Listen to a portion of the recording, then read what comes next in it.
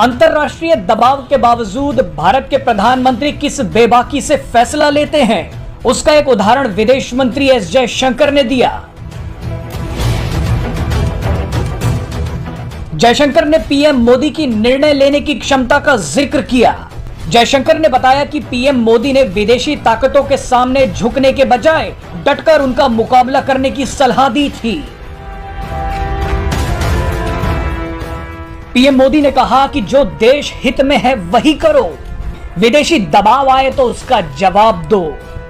जयशंकर ने बताया कि रूस और यूक्रेन युद्ध के कारण पेट्रोल की कीमतें दुगनी हो गई थी। हम पर दबाव था कि तेल कहां से खरीदें, लेकिन उस दौरान भी पीएम मोदी का कहना था कि हम वही करेंगे जो हमारे देश के हित में है। अगर कहीं से दबाव आता है तो हम उसका भी सामना करेंगे। जयशंकर ने बताया कि पीएम मोदी ने कहा कि जहां से तेल खरीदने में फायदा हो वहीं से खरीदने का निर्णय लिया जाए।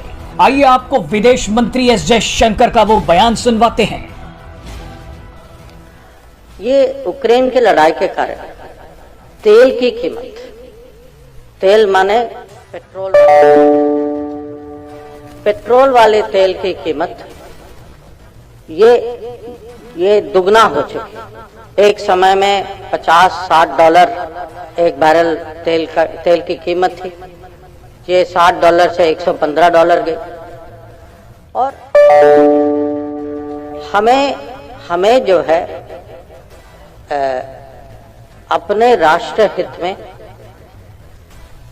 दुनिया में देखना पड़ा कि हम कहां से अपने नागरिकों के लिए सस्ते में तेल खरीदें।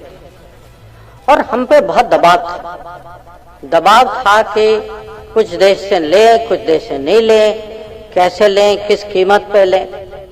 और इसमें भी मोदी सरकार जो है और खुद प्रधानमंत्री की सोच थी कि जो हमारे राष्ट्र हित में है हमें करना चाहिए, और अगर कहीं दबाव आए तो हमें दबाव का सामना करना चाहिए। और आपने देखा होगा कि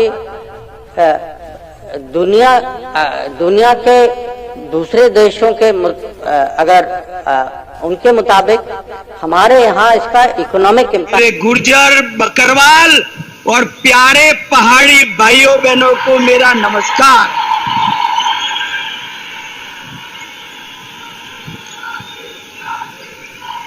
मित्रों, आज की ये रैली आपके मोदी के नारे उन लोगों को जवाब है जो कहते थे धारा 370 जाएगी तो फिर पंजाब पर आग लग जाएगी। आज की ये रैली उन लोगों को जवाब है जो कहते थे धारा 370 जाएगी तो खून की नदियां बह जाएगी।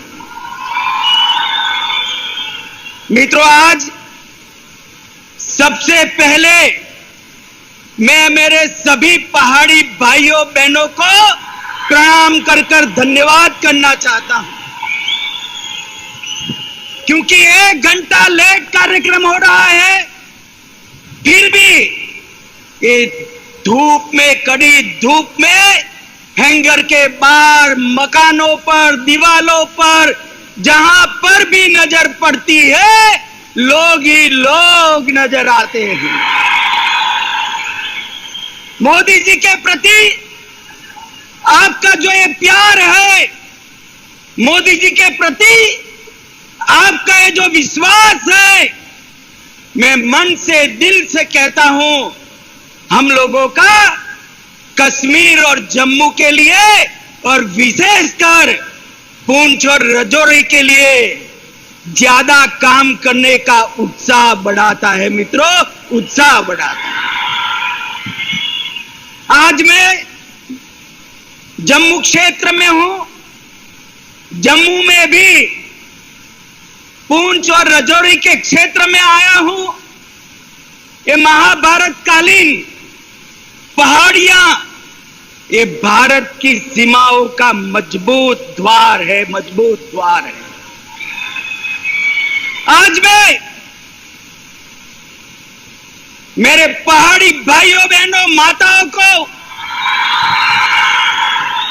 गुर्जर बकरवाल समुदाय को दो हाथ जोड़कर प्रणाम इसलिए करता हूं कि जब जब भारत पर खतरा आया, ये मेरे पहाड़ी भाई गुर्जर बकरवाल चट्टान की तरह दीवार बनकर खड़े रहे। आने वालों को मुंह तोड़ जवाब दिया। पूरे देश भर में शहीद सेना के जवानों को सिविलियन मतलब हम सब लोग सलामी करते हैं, मगर पूरे देश में एकमात्र क्षेत्र यह है पुंछ और राजौरी का, जहां सिविलियन जो शहीद हुए हैं उसको भारत की सेना सलाम करती है। मित्रों, भारत की सेना सलाम। आपने भारत की सुरक्षा का एक अभेद दीवार यहां पर बनाया हुआ है और इसके कारण देश भर के भारतीय आपके भरोसे चैन की नींद सो पाते। माताओं, भाइयों, बहनों, आज में नवरात्र है, अंतिम दिन है। माता वैष्णो का दर्शन कर खुशहाल कश्मीर का आशीर्वाद मांग कर यहां आया हूं। मित्रों, खुशहाल कश्मीर। मैं मनोज जी का भी धन्यवाद करना चाहता हूं। 1947 से देश आजाद हो गया, मगर महाराजा के जन्मदिन पर छुट्टी नहीं मनाई जाती थी। बताओ मुझे, मनाई जाती थी भाई? मनाई जाती थी। मनोज जी ने महाराजा जी के जन्मदिन को छुट्टी घोषित कर उनका जो योगदान है उसको श्रद्धांजलि देने का काम किया है। मित्रों, मैं आज जब यहां आया हूं तब वीर बंदा बहादुर को भी याद करना चाहता हूं।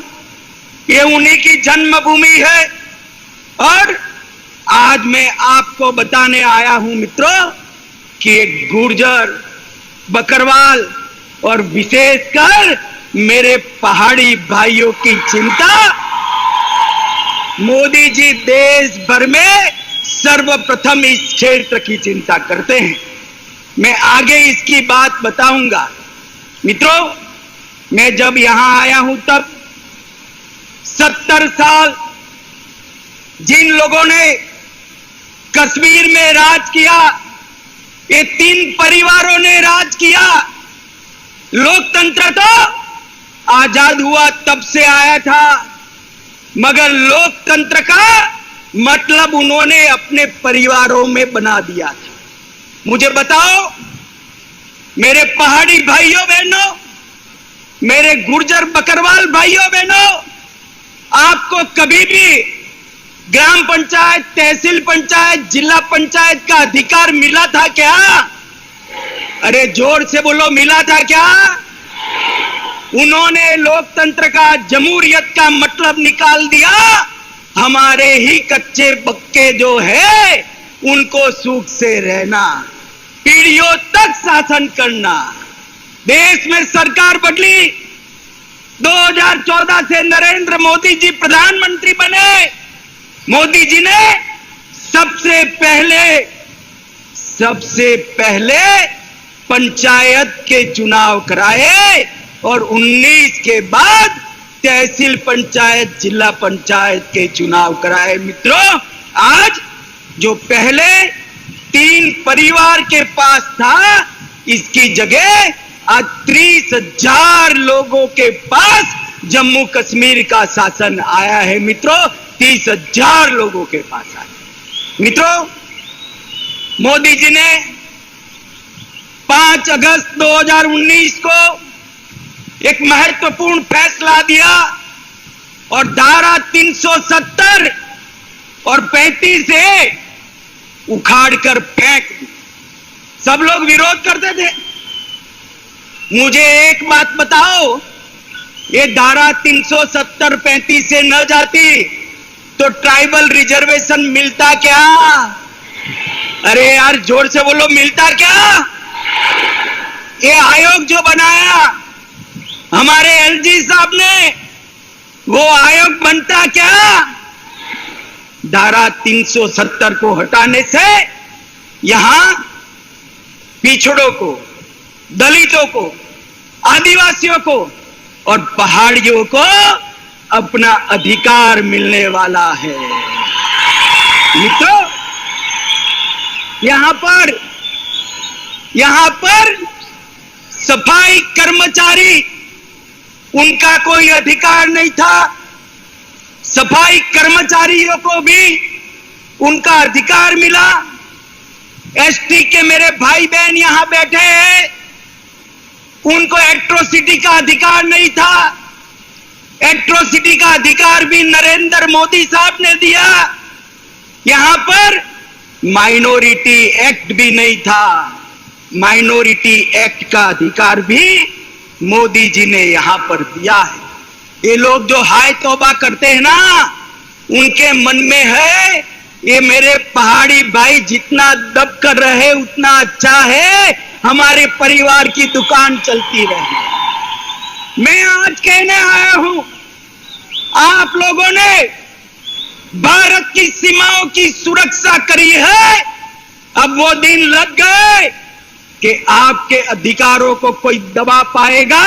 ये नरेंद्र मोदी की सरकार है, आपके अधिकारों को कोई नहीं छीन सकता।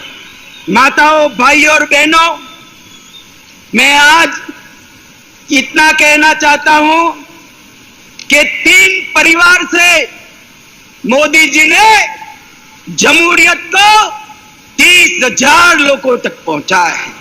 जमहूरियत का मतलब था पहले अपने चट्टे बट्टे जैसे 87 विधायक, 6 सांसद और 3 परिवार। इसमें आप लोग शुमार होते थे भाई? जरा जोर से बोलो, होते थे क्या? होते थे क्या?